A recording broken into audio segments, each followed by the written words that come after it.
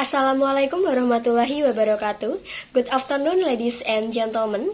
At the second International Conference on Science and Technology for the Internet of Things 2024, allow me Ruli Widianti Eka Putri from Sarjana Wiyata Taman Siswa University to present a research entitled Improving Pancasila Education Learning Outcomes Using the PBL Model and Pancasila Behavior Back Media Class 2A SD Negeri Sampangan.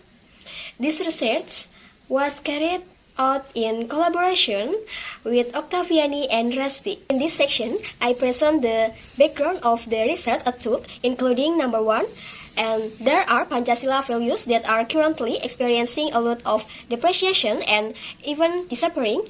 Number two, the tendency of students to think that learning Pancasila education is learning that is difficult to understand. Number three, the availability and use of learning models and learning media are not yet optimal by teacher, which ultimately result in students also having a passive tendency and having difficulty understanding the material present. And then, low student learning outcomes in Pancasila education subject. Regarding the method I use in this research, they include number one, development model. Arikunto in the Journal of the year 2015, page 42, says action research is recycling action research starting from planning, acting, observation, and reflection.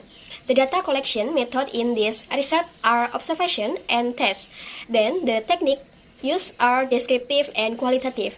Number two, research subject. The subject is class 2A at SD Negeri Sampangan with a total of 20 students. Number three, research object. Student learning outcome in using the problem-based learning model and Pancasila behavior back media for class 2A in the Pancasila education subject at SD Negeri Sampangan.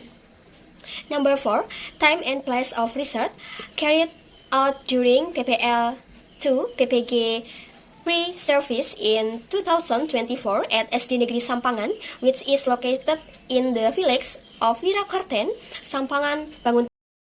The result and discussion related to the classroom action research that I conducted are based on the comparison table above. It is known that there was an increase from pre-cycle to cycle 1 and cycle 2. At the start of the pre-cycle, there was an average score of only 58.5, with a learning completeness of 25%. Then in cycle 1, student participates in learning passively and do not profit a critical attitude, which will result in a pre-activity description test of only 65.5 with 40% learning completeness, and in cycle 2, the average is higher to 18.5 with learning completeness student to 90%.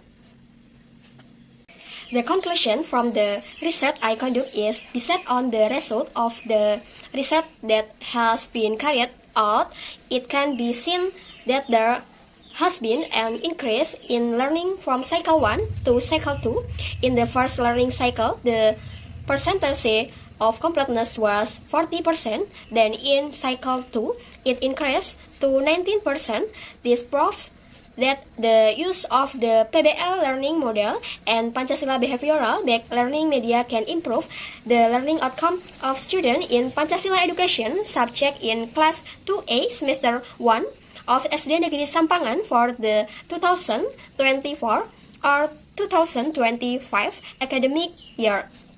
This increase is not only visible from statistical figures obtained through research, but can also be seen from the enthusiasm and active participants of students in taking part in learning. I hope this presentation provides useful insight and inspires further discussion. Once again, thank you for your attention and time. Let's work together to continue finding solutions that can have a positive impact in education. Thank you. And wassalamualaikum warahmatullahi wabarakatuh.